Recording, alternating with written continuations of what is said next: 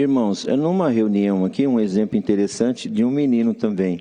O irmão Elias estava na presidência dessa reunião, estávamos acompanhando ele, vários irmãos, e um menino de um outro país, encarregado de orquestra, solteiro, ele estava assistindo a reunião e ele nos contou depois. Ele voltou para a nação dele impactado por aquilo. Ele mora bem distante, não tem encarregado regional por perto, ele não tinha essas informações.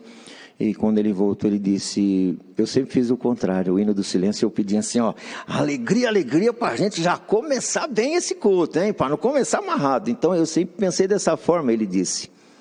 Mas quando ele voltou e que viajou, de retorno à sua cidade, ele chegou num sábado, naquele sábado haveria a busca dos dons. Não deu tempo dele passar essa informação para ninguém. Ele foi para a busca dos dons e quando ele chegou, tinha vários irmãos e o ensinamento diz assim que tem uma ocasião especial, vai lá e reja os primeiros compassos, porque o hino do silêncio não pode comprometer. Então, ele passou de tuba até lá na frente, disse que tinha uns 40 músicos e avisou, gente, ó, é silêncio, viu? E os irmãos disseram, silêncio? É bem suave. Mas que novidade é essa? Ele pediu o contrário. Pedia para ser animado, para soltar o som, agora chega dizendo que é para silenciar. É, bastante comunhão. Aí foi na frente da orquestra, tirou uma batutinha, ele tinha uma batutinha, aquela que parece uma antena, né? Abre assim, bem caprichosinha, aí foi reger. Acontece que vizinho à congregação tinha uma senhora, que não é nossa irmã, é mãe de vários filhos, ela e o seu esposo, vive muito bem, a criançada amorosa, agarrada com os pais, ela passou no médico por um exame, por algum incômodo, foi detectado que estava com alguns tumores malignos e foi condenada à morte. Entrou em desespero.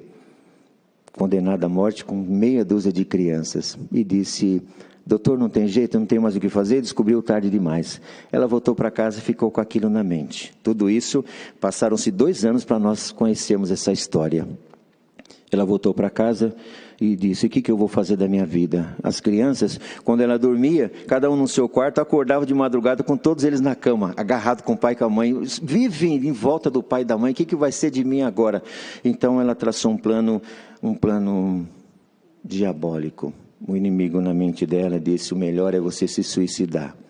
Se você se suicidar, tuas crianças vão chorar ao lado do caixão, pouco tempo depois se esquecem. São crianças, teu marido casa de novo e eles têm uma nova mãe. Mas se for morrer como o médico disse, 1 ano para morrer, vai definhando, e eles chorando, 1 ano eles chorando, é muito sofrimento. Então ela tomou essa atitude.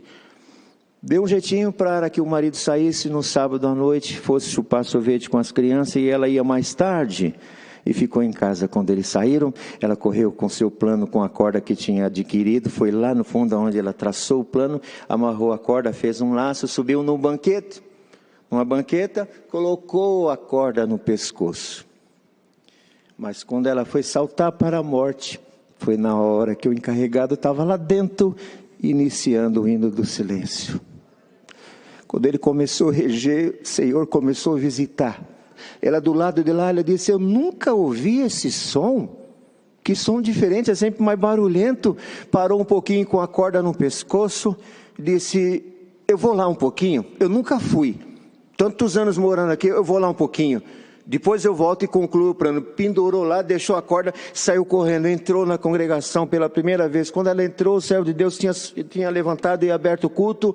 O Senhor tomou e disse assim, hoje é busca dos dons, e para alguém que entrou aqui, o Senhor te dá o dom da vida, a vida eterna e a vida material, porque seja curado agora das tuas enfermidades. Resultado, o irmão Elias estava junto, perguntando para ele, e agora? O Senhor libertou, chamou na graça ela, chamou o esposo, e os meninos? Os meninos estão estudando com a gente, e nós estamos contando para eles o que é o hino do silêncio.